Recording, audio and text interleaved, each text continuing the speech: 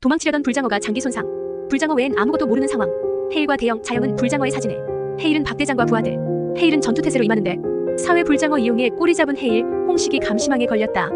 헤일은 자영을 위기에서 구해냈지만 그 과정에서 도망치려던 불장어가 장기 손상으로 복수가 심하게 차 죽으면서 수사가 무로 돌아간다. 그리고 마약반 무명팀 전부 구속 상태에 자영에게도 수배가 때려지게 됐다.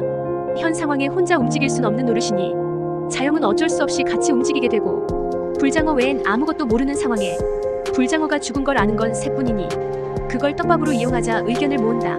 그리고 자영은 남두원이 나타난 뒤부터 마약 수사를 방해했고 그걸로 부부장, 부장까지 초고속 승진을 했다고 알려졌다. 헤일의 요청으로 경선도 합류하고 그녀는 좌천된 비리 검사가 되어 남두원을 가까이에서 지켜보지만 구린 게 있는 놈이라 경선에게 쉽게 틈을 내어주진 않았다.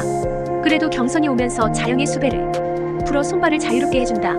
그 사이 홍식은 역시 노인들에게 일자리를 주겠다 꾀어내 마약 제조에 이용하고 있었다. 헤일은 덩치들이 노인들을 태워가고 내려주고 하니 의심을 하긴 하지만 옹하고 노인들이 일하는 곳이 폐부들한 것 외에 큰 정보는 얻지 못한다. 그래도 만약을 대비해 정보를 캐보라고 도우를 붙여뒀다. 그리고 성당에서 홍식과 만나게 되는데 20억을 헌금이라고 쾌척하는 그에게서 수상함을 느끼지만 그뿐이었다. 헤일과 대영, 자영은 불장어의 사진을 이용해 몸값 거래로 그들을 꿰어내는데 코스프레는 굳이 왜 하고 있는 걸까요?